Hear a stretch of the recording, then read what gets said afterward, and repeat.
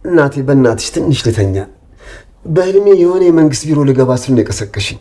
አንዴ ብቻ ልግባ፣ ምናልባት ስልጣን ቢሰጡ። እንዴ እንደው ይህችን ስልጣን የማይወዳት የለም። ተነስ ብያለ ተነስ። እናቴ ከተሾምኩ እኮ አንቺንም የሆነ ቦታ ሸጎጥ አደርግሻለሁ። የዘንድሮ ስልጣን በእውቀት ሳይሆን እንደተስቦ በዘር ነው የሚተላለፈው። አይ የኔ ዘር ከሁሉም ብሔር የተውጣጣ ስለሆነ በዘር የመጣ ሹመት አይመቸኝም። ተነስ። እሺ በቃ የዘሩን ካልፈለግሽ በመተኛት የሚገኝ ሹመት አለ፣ እሱን ትሾሚያለሽ።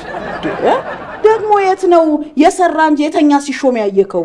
አልሰሜን ስማ ብለው አሉ ፓርላማ ላይ ሲለጥጡት አላየሽ? ለሹመት እኮ ነው።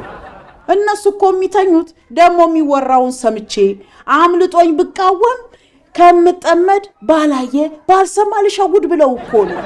ታዲያ እሱን አይደል እንዴ የምልሽ? ላለመቃወም ተኝተው ድንገት ሲጨበጨብ ብድግ ሲሉ የልማት አጋር የኢትዮጵያ የወደፊት ተስፋ ሚኒስትር ተብሎ ይሾማሉ። እሱማ ጥሩ ሹመት ነው። የኢትዮጵያ የወደፊት ብልጽግናዋ በህልሙ ስለሚታየው ሹመቱን በአግባቡ ይወጣዋል። ታዲያ እኔና አንቺ ምናችን ሞኝ ነው እዚህ ተገትረን የምንቀረው? ሞልቶ ለማይሞላ ለዚች ዓለም ኑሮ ፓርላማ ለመመረጥ መለጠጥ ነው ዘንድሮ። ለጥለጥ ለጥለጥ ለጥለጥ እንደ ላስቲክ ሳለጥጥ ተነስ። እነሱ እኛን አይረብሹን እንጂ ከፈለጉ የእንቅልፍ ኪኒን እየወሰዱ እንቅልፋቸውን ለጥጠውት ይሿሿሙ። አሁን ከስልጣኑም ሳልሆን ከሹመቱም ሳልሆን ተነስቼ ምን አድርጋለሁ? ትዘምታለህ። ጦር ሜዳ? አይ ምግብ ሜዳ። ታዲያ እንደሱ አትይኝም እንዴ? አስደነገጥሽኝ እኮ። በልበለው በልበለው ጀግና የበለው ተብሎ ተዘፍኖለት አይደል እንዴ ስንት ወጣት ተበልቶ የቀረው?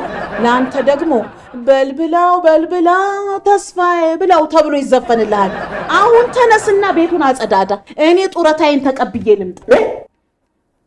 ጡረታ ነው ያልሽኝ እናቴ? አዎ። ታዲያ ተነሳ ትነሳ እያልሽ ምን አደከመሽ? ጦበቴ እንደተነፋ ኳስ ተስፈንጥሬ ቆምልሻል ነበር። እሱን ረስቼ እኮ ነው የኔ ወጣት ጡረተኛ። ቃሉን እኮ በተግባሩ ተርጉሞ ብዬ ነው። የቱን ቃል? ጡረተኛ ማለት ጥሩተኛ ከሚለው የመጣ ስለሆነ ጥሩ ልተኛ ብዬ